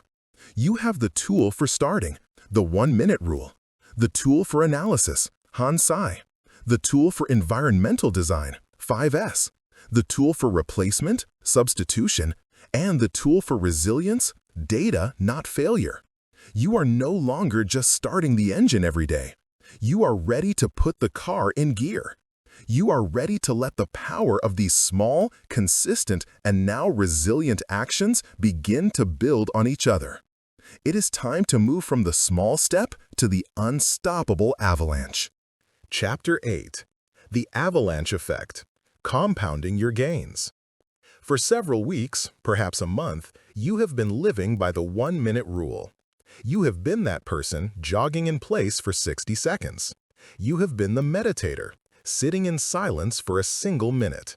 You have been the writer, putting words on a page for one cycle of the clock. And a question has begun to form in your mind, a question whispered by the old impatient ego. Is this it? Is this the whole system? This is not a transformation. This is a parlor trick. The new habit, which once seemed like an insurmountable mountain, is now easy. It is effortless. It is, in fact, so small that it feels insufficient. You feel the old itch, the desire for the grand gesture. You feel the all-or-nothing architect returning, whispering in your ear. 1 minute is good. You are consistent. Now it is time to try for 1 hour. And this, right here, is the final, most subtle trap of the old architecture. It is the moment it tries to co-opt your new success and use it as a launchpad for the same revolutionary brute force assault that has always failed you. It sees your small, consistent success as proof that you are finally strong enough to attempt the massive leap. It wants you to go from jogging for 1 minute to training for a marathon. It wants you to go from meditating for 60 seconds to attending a week-long silent retreat. If you take this bait, the system will collapse. The amygdala, which was silent for your 1-minute change, will roar to life at your 1-hour attempt. The alarm will sound, the resistance will return, and you will be right back where you started, standing in the rubble of a failed attempt, believing you are a failure. The 1-minute rule was not the destination. You are correct about that. But it was not a trick either. It was the engine. It was the act of turning the key in the ignition and proving the car could start. It was the first, single, perfectly placed snowflake at the very peak of the mountain. Now it is time to let the avalanche begin. The avalanche is the most powerful and misunderstood force in nature. We see only its end state, the thunderous, terrifying, mountain-carving conclusion. We are blind to its beginning. The avalanche is not a sudden event. It is a compounding event. It begins with that one single, insignificant snowflake. It is joined by another, and another, and another. Each one is weightless. Each one is silent.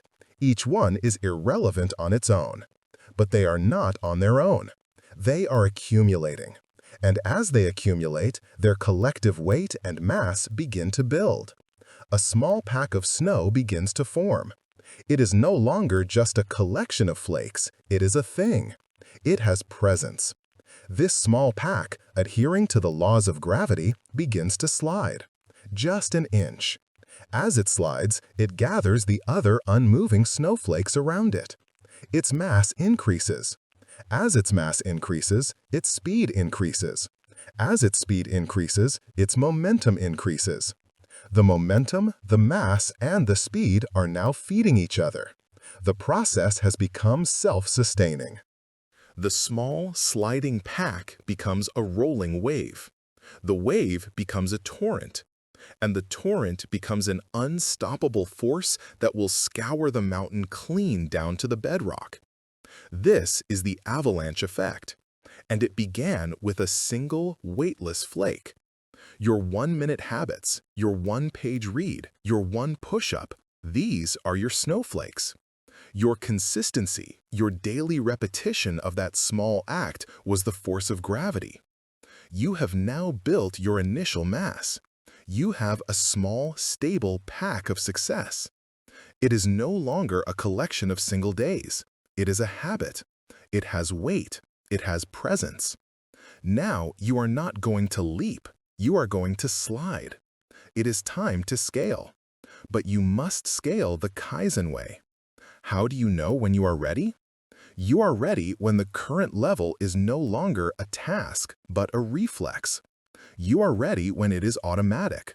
You are ready when the thought of not doing it feels stranger than the thought of doing it. When you reach this point of automation, you have earned the right to add one more snowflake. Your all-or-nothing ego wants to jump from 1 minute to 60. This is an invitation for catastrophic failure.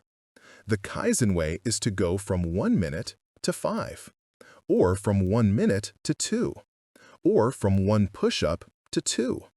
The increment of the change must be as small and non-threatening as the original habit. Why 5 minutes? Because 5 minutes, to a brain that has already accepted 1 minute as safe, is nothing. It is a non-event. It is a rounding error.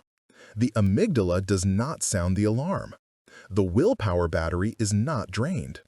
You have just scaled your habit by 500%, and your brain did not even notice. You are still flying under the radar. But you are no longer just starting the engine. You are now moving. You are in first gear. You stay at 5 minutes for weeks or a month.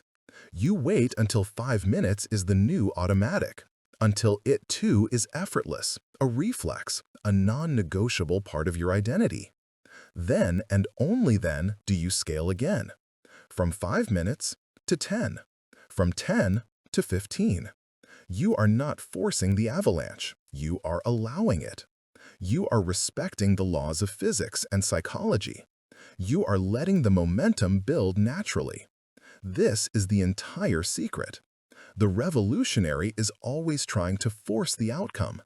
They are at the bottom of the mountain trying to push the snow to the top, and they are exhausted. The Kaizen practitioner is the gravity. They are the patient, unrelenting, natural force. They are at the top, adding one small, effortless flake and letting the compound effect do the heavy lifting for them. This process does more than just scale the habit. It scales your psychology. In the beginning, you had to push yourself to do the 1-minute habit. It took a small but real act of will. But as you scale, from 1 to 5 to 10, a magical transformation occurs. The push becomes a pull. You are no longer forcing yourself to do the habit. The momentum of your accumulated success is now pulling you toward it. The avalanche has its own inertia. It wants to move. It becomes easier to do your 15-minute meditation than it was to do your 1-minute meditation at the beginning. Why? Because your identity has compounded along with your actions. At 1 minute, you were a person trying to meditate. At 5 minutes, you were a person who meditates sometimes. At 10 minutes, you are a person who meditates. Once the identity is locked in, the behavior is no longer a chore. It is simply an expression of who you are. You are a writer. A writer writes. Sitting down for 15 minutes is not a task, it is just what you do. You are a runner. A runner runs. Lacing up your shoes for a 10-minute run is not a struggle, it is just your routine. This is the avalanche effect in its totality. It is the compounding of action, which builds momentum. And that momentum builds a new, unbreakable identity. And that identity, in turn, makes the action effortless. It is a perfect, self-sustaining loop. It is the end of the war with yourself. It is no longer you versus your habit. It is just you. Look back at the person you were 2 months ago, the one trapped in the architecture of failure, the one who believed that change had to be a violent, painful, and dramatic revolution. That person was trying to split an atom with a hammer. You have become a nuclear physicist. You have learned the science of the small. You have learned how to harness the most powerful, invisible forces in the universe. You have learned that willpower is a crude, inefficient, and obsolete fuel. The true, clean, limitless energy source is consistency. The all-or-nothing mind looks at your 15-minute habit and says, 15 minutes? That's not a marathon. That's nothing. The Kaizen mind looks at it and sees the truth. It sees the 1,800 days of consistency it took to build that 15-minute habit. It sees the 1,800 wins. It sees the 1,800 votes cast. It does not see 15 minutes. It sees the avalanche. It sees the mountain that has been carved. This is your new power. You are no longer the person who tries to change. You are the person who scales their change. You have moved from doing to being. You have used the small mechanical actions as a forge, and you have been hammering out the shape of a new self. The actions were just the tools. The work, all along, has been on your identity. It is time to examine that new identity. It is time to understand what happens when you are no longer a person trying to stop X, but you have truly become the person who is Y. It is time to forge the new self. Chapter 9. The Forging of a New Identity. What is the ultimate goal of this entire process? Ask the person trapped in the architecture of failure, and they will give you a simple answer. The goal is to stop smoking. The goal is to lose 20 pounds. The goal is to stop procrastinating. These are the answers of the all-or-nothing mind. They are goals of cessation or acquisition. They are destinations on a map. They are focused, every single one of them, on the outcome. This is the great final illusion we must dismantle. The goal of Kaizen is not to stop smoking. The goal is to become a non-smoker. The goal is not to lose 20 pounds. The goal is to become a person who is healthy and active. The goal is not to stop procrastinating. The goal is to become a person who executes. The all-or-nothing mind believes that the outcome creates the identity. When I have lost the 20 pounds, it says, I will finally be a healthy person. This is the logic of the revolution. It is an attempt to declare a new identity by sheer force of will. You have tried this. You have stood in front of the mirror and declared, from this day forward, I am a runner. I am a writer. I am a disciplined person. This declaration feels powerful for a moment, but it is hollow. It is a title without a kingdom. It is a lie. Why is it a lie? Because your brain is a ruthlessly logical, evidence-based machine. Your subconscious mind, your basal ganglia, your entire sense of self is not built on your declarations. It is built on your actions. Your identity is not an idea you announce. Your identity is a summary of your repeated behaviors. You do not think you are a person who brushes their teeth. You know you are because you have a lifetime of indisputable, repeated evidence. The action is the proof. The proof, compounded over time, becomes the identity. When you declare, I am a runner, but the mountain of evidence says you are a person who spends their evenings on the couch, your brain experiences a deep cognitive dissonance. It rejects the new unearned identity. The lie is too great. The new self has no proof, no history. And so your system defaults back to the identity that has the most evidence, the old one. This is why the revolutionary approach always fails. It tries to build a skyscraper starting at the penthouse. The Kaizen philosophy is the exact opposite. It is the only system that understands how an identity is built. It starts at the bedrock. Every small act you have taken, every 1-minute win, every substitution, every return to the process after a setback. These were not just habits. Each one was a vote. When you chose to jog in place for 1 minute, you cast one single, tiny vote for the identity of "I am a person who is active." One vote is nothing. It is statistically insignificant. It will not swing the election. Your brain looks at that one vote, compares it to the 10,000 votes for "I am a person who is sedentary," and it ignores it. But the next day, you did it again. You cast another vote, and the next day, another. For a month, you cast 30 votes. You are still losing the election, badly. The old identity is still in power. But for the first time, there is an opposition party. There is a new, growing pile of evidence. Then you scaled. You went from 1 minute to 5. The votes became bigger. You went from 5 minutes to 10. The votes became more powerful. You did this for a year. You have now cast 365 new compounding votes. At the same time, every day you cast a new vote, you were not casting a vote for the old identity. The old automated script ran less frequently. The evidence for "I am sedentary" began to atrophy. This is the twofold process.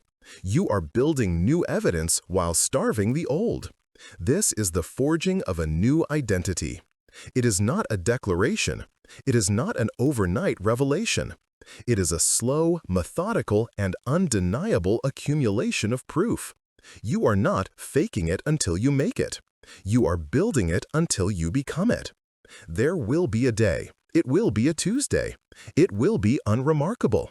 You will be at your desk, and the 3 p.m. cue for boredom will fire. And you will, without thinking, stand up, walk to the window, and take a 1-minute mental break. You will not choose this. You will not force this. It will simply happen. In that moment, the election is over. The new habit is no longer a conscious choice you must make. It has become the default. It is now the automated, subconscious script.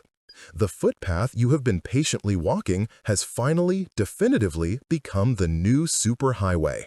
The new identity has taken power. This is the most profound moment of the entire journey, and it is the one we are least likely to notice, because it is silent. There are no fireworks, there is no finish line. There is only the quiet, effortless expression of a new self. This is the identity lock. Once this lock is set, the entire equation of change is inverted. For your entire life, you have been in a push war. You have been trying to push yourself toward good habits, fighting against the friction of your old identity. It was exhausting. Once the identity is forged, the dynamic becomes a pull. You are now a healthy person. The identity is set. The evidence is overwhelming. Now, the thought of not going for your 10-minute run, the thought of eating the box of donuts, creates the same cognitive dissonance that your new habits used to. Your new identity rejects the old behavior. It feels wrong. It feels out of character. It now takes more effort to break your good habit than it does to keep it. This is the state of permanent, effortless change. This is the end game. The behavior is no longer something you do. It is something you are. The habit has become the self. This is why the Kaizen philosophy is so much more than a habit-breaking system. We did not use Kaizen to change your habits. We used your habits as a tool to change your identity. The habit was just the forge.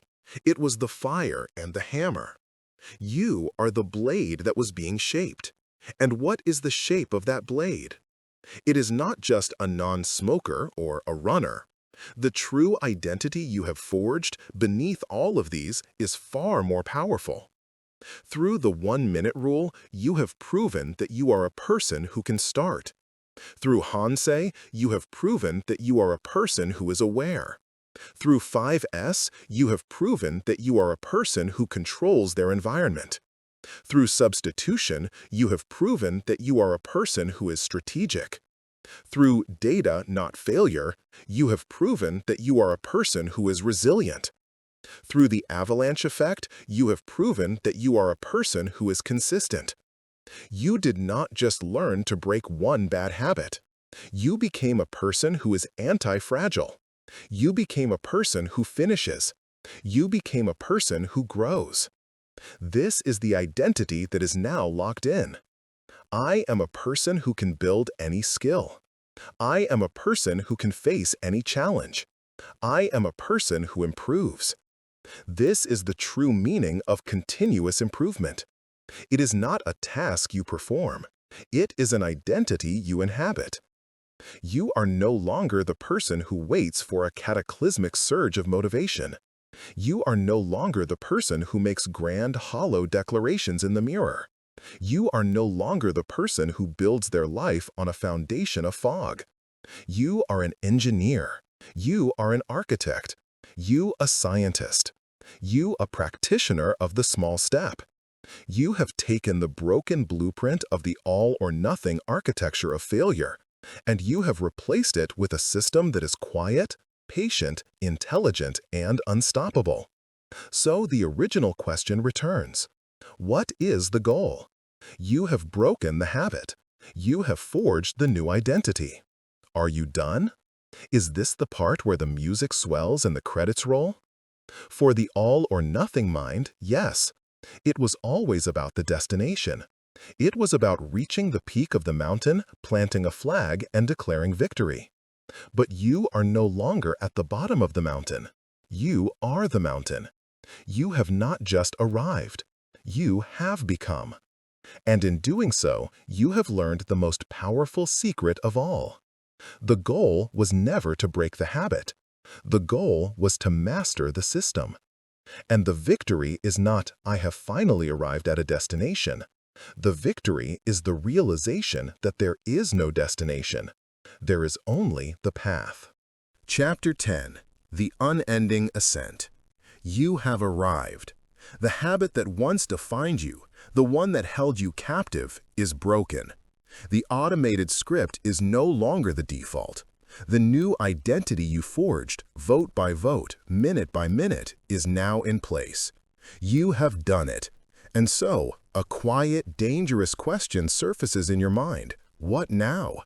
This is the question that the all-or-nothing mind has been trained to ask. It is the question of the destination obsessed. It is the question of the person who has crossed the finish line and is now looking around, confused, because the cheering has stopped. The revolutionary mind believes that victory is a static state. It is a happily ever after. It is a peak to be conquered, a flag to be planted, a story to be told, and a credit sequence to be rolled. This is the final, most seductive lie of the architecture of failure. It is the belief that change is a finite project with a clear beginning and a definitive end. If you believe this, you are in greater danger now than you were at the very beginning. Why? Because the moment you believe you have arrived, you stop practicing. The moment you believe you are cured, you stop taking the medicine. You lower your guard. You stop engaging in the small daily processes that got you here. You take your hands off the wheel, believing the car will drive itself.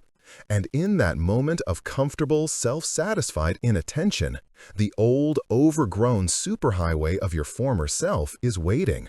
The weeds are pulled back. The automated script is ready to run. And the entire painful cycle begins again. This is the yo-yo effect.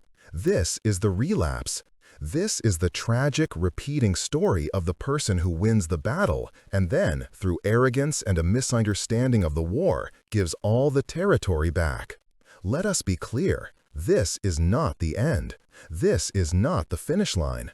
This is the true beginning. What you have just done, the weeks and months of applying the Kaizen philosophy to a single stubborn habit, was not the war. It was the training. It was the tutorial level, the controlled environment, the dojo, the flight simulator. You were not fighting to break a bad habit. You were learning a new system. The habit was irrelevant. It was simply the sandpaper you used to sharpen your new mind. It was the block of marble you practiced on to become a sculptor. Do you see the difference? The all-or-nothing mind says, I used this system to break a habit. The Kaizen mind says, I used this habit to master the system. You have not just quit smoking. You have become the person who understands the cue, the routine, and the reward. You have not just lost weight. You have become the person who understands environmental engineering and the power of substitution. You have not just started meditating. You have become the person who understands the avalanche effect and the profound power of the 1-minute start. You have graduated. Your prize is not the broken habit. Your prize is the toolkit. You have forged in the fire of this one small battle 5 of the most powerful tools available to a human being. First, you have the 1-minute revolution. You now possess the strategic weapon that can overcome the friction and resistance of any new endeavor. You know with absolute certainty that you can start anything. Second, you have the observatory of the mind. You have the power of Hansei. You have learned to be the scientist, not the judge. You can detach, observe your own machinery without judgment, and gather the data needed for an upgrade. Third, you have the principles of 5S. You are no longer a victim of your environment. You are its architect. You know how to add friction to your vices and remove all friction from your virtues. Fourth, you have the art of substitution. You have escaped the prison of deprivation. You know that you do not fight a craving, you honor it with a smarter, better, cleaner upgrade. And fifth, the most powerful of all, you have the resilience of data. You have killed the monster of the broken streak. You have taken the catastrophic, system-ending concept of failure and turned it into your most valuable source of information. You are no longer fragile. You are anti-fragile. You do not survive setbacks, you feed on them. This is the toolkit. This is your reward. And now, you look up from the small patch of ground you have been working on, and you see the entire, vast, unexplored landscape of your life. You see your career. You see your relationships. You see your finances. You see your knowledge. You see your purpose. And you realize, with a sudden, profound, and quiet thrill, that you are no longer the person who is intimidated by them. You are the person who holds the manual. The architecture of failure told you that to change your career, you had to have a quarter-life crisis, burn your life to the ground, and follow your passion in one grand, terrifying, revolutionary leap. The Kaizen philosophy whispers, what is your 1-minute action? Can you spend 1 minute today after your current job researching the skill you wish you had? Can you spend 1 minute before your job writing 1 line of the business plan? Can you apply Hansei to your workday? What is the one small process that creates the most frustration? And what is a 1% improvement I can suggest? You are no longer looking for the revolution. You are starting the avalanche. The architecture of failure told you that to fix your relationships, you needed a dramatic come-to-Jesus conversation, a weekend therapy retreat, or a complete painful break. The Kaizen philosophy whispers, what is your substitution? When you feel the cue of anger or defensiveness, what is your automated routine? Is it to interrupt? Is it to raise your voice? Is it to shut down? What if your new Kaizen substitution was to wait, to pause for 1 breath? What if you substituted the routine of speaking with the routine of asking 1 clarifying question?